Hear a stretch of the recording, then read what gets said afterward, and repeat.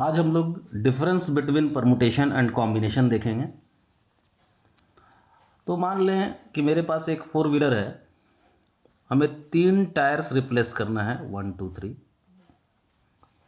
एक शोरूम में हम गए जहाँ 10 नंबर टायर्स है, T1 T2 up to T10। तो हमारे पास इस ऑपरेशन को परफॉर्म करने का दो तरीका है।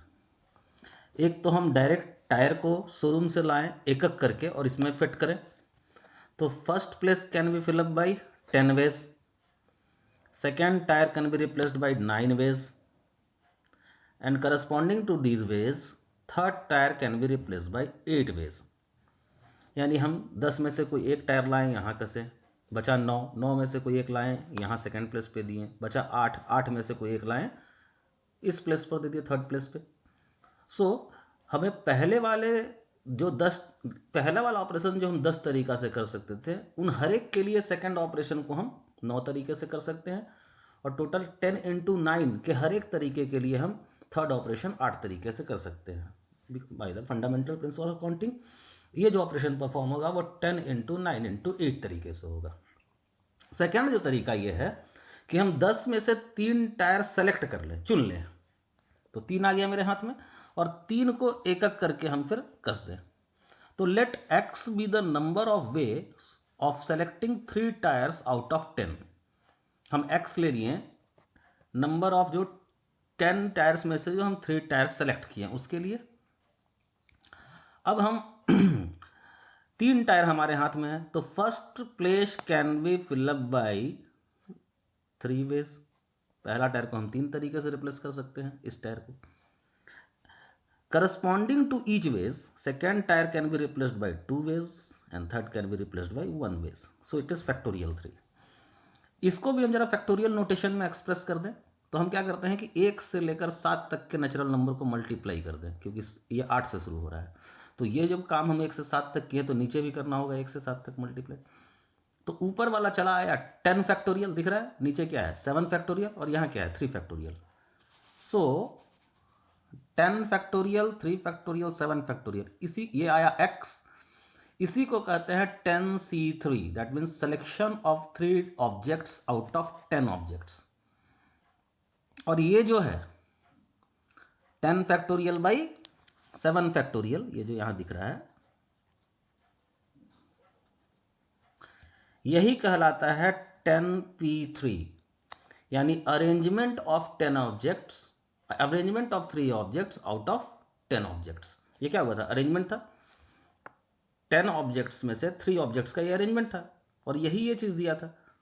तो ये अरेंजमेंट 10P3 जो हुआ, arrangement of 3 objects out of 10 objects. 10C3 हम लोग सेलेक्ट किए थे, कितना को, 3 को आउट ऑफ 10। तो selection of 3 objects out of 10 objects. So number of selection of 3 objects out of 10 objects is 10C3.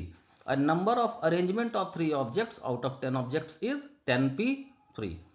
अब हम थोड़ा क्या करते हैं कि वॉल्वो ले आते हैं, कार को हटा के। हमको अब वॉल्वो में बहुत सारे टायर्स होते हैं, हमें R टायर्स रिप्लेस करना है। तो हम एक एक करके फिट करेंगे 10 में से। यहाँ पे N टायर्स ले लिए 10 के जगह। अब N टायर्स हमारे पास शोरूम में है, R टायर्स रिप्लेस करना है। तो हम क्या करें, एक एक करके यहाँ कसना शुरू करें। तो 10, ये वाला 9 N, ये N, ये N-1, ये N-2, ये N- लाइक दैट। तो एग्जैक्टली देगा क्या, जैसे यहाँ हमें ये 10P3 दिया था, ये क्या दिया था 10P3, यहाँ क्या देगा NPR। यहाँ क्या मिलेगा, N है, R अरेंज करना है, तो NPR। और ये हो गया x is number of selection, that is NCR into R factorial. So NCR is nothing but NPR by R factorial. Clear.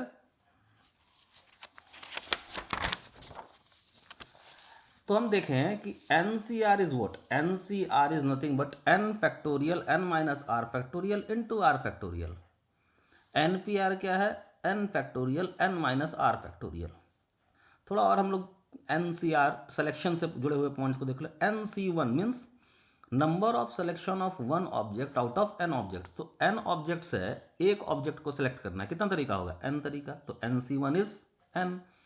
Number of selection of 0 object out of n object, कितना तरीका होगा? एक तरीका, छोड़ दीजिए। और वही होगा NCN भी, number of selection of n object out of n object, क्या तरीका है? पूरा एक साथ ले लें, तो एक तरीका। So NC0 is equal to NCN is equal to 1, NCR is equal to NCN minus R. That means या तो आप R को सेलेक्ट करें या N माइनस R को छोड़ दें, दोनों का तरीका same. So number of selection of R objects out of N objects is similar as number of, हम जो छोड़ेंगे N minus R object out of N object, उसके बराबर होगा। अब हम कुछ टिपिकल अरेंजमेंट्स को देख लें। तो हमारे पास फर्स्ट अरेंजमेंट T1, 5 डिस्टिंक्ट का मतलब नंबरिंग किया हुआ, जिसको हम अलग अलग पहचान सकें, जैसे G1, G2, G3, G4, G5। 5 distinct green ball है, 3 डिस्टिंक्ट रेड बॉल है, यानी R1, R2, R3 है। एक लाइन में हमको इन्हें अरेंज करना है। In a line balls of same colours are always together, जो सेम कलर का बॉल हो वो हमेशा साथ में रहे। तो हम क्या किए कि ये 5 जो ग्रीन बॉल है इसको एक बॉक्स में डाल लिए, इसको लिखे बॉक्स 1। ये जो 3 रेड बॉल है इसको एक बॉक्स में डाल दिए, इसको लिखे बॉक्स 2। अब ये क्या दिया, अब इन ग्रीन बॉल्स को हम आपस में अरेंज कर सकते हैं लाइन में। तो हम पढ़े हैं कि n डिस्टिंक्ट ऑब्जेक्ट्स को अगर हम लाइन में अरेंज करेंगे तो n फैक्टोरियल अरेंजमेंट्स मिलेगा।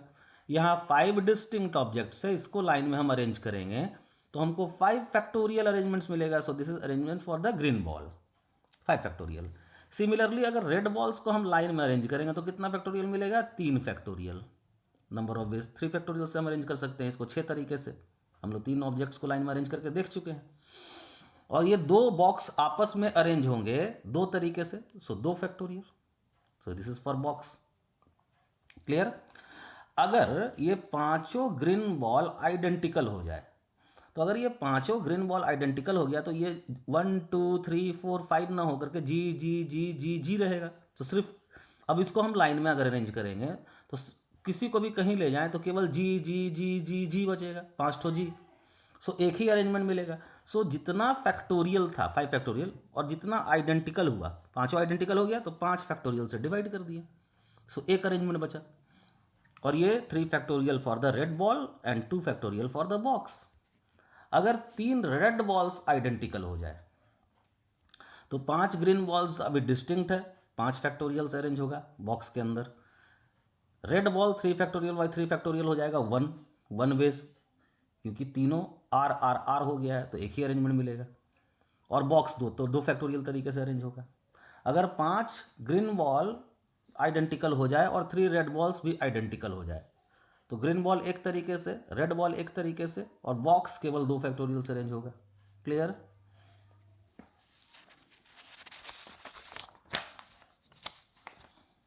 Next,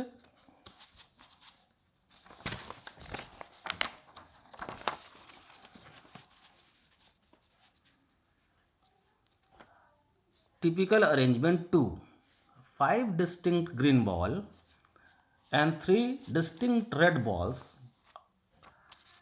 are to be arranged in a line such that all red balls are together। सारा रेड बॉल एक साथ रहे। तो हमको केवल रेड बॉल एक साथ रखना है, तो हम पूरे रेड बॉल को एक बॉक्स में डाल दिए, R1 R2 R3। अब हमारे पास जो डिस्टिंक्ट ऑब्जेक्ट्स बचा इंक्लूडिंग दिस बॉक्स,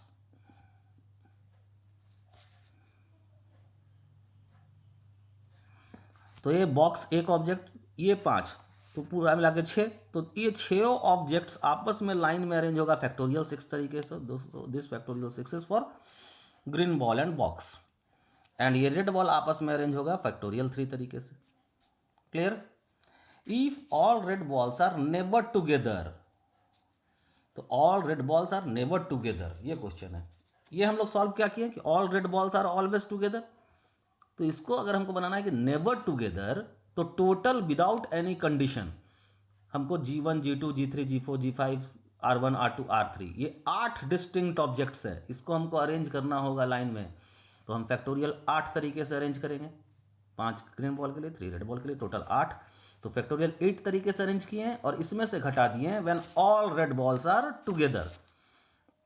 तो जैसे ही घटाएंगे all red balls are never together. Now typical arrangement 3. हमारे पास 5 डिस्टिंक्ट ग्रीन बॉल है और 5 डिस्टिंक्ट रेड बॉल्स है।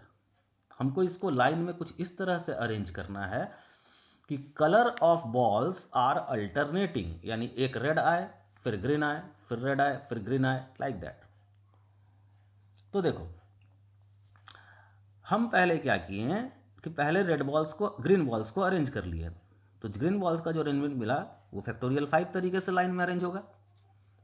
तो ग्रीन बॉल अरेंज हो गया G1, G3, G5, G4, G2, और इनके बीच में 1 2 3 4 5 यह है, इनके बीच में ये 5 फैक्टोरियल से हम रेड बॉल्स को अरेंज कर दिए, जो R3, R4, R5, R1, R2, ऐसा बहुत सारे अरेंजमेंट्स मिलेगा, 5 फैक्टोरियल अरेंजमेंट्स। और ये 2 इसलिए मल्टीप्लाई कर दिए हैं कि जो अरेंजमेंट अभी ग्रीन बॉल से शुरू हुआ है वो रेड बॉल से भी शुरू हो सकता है।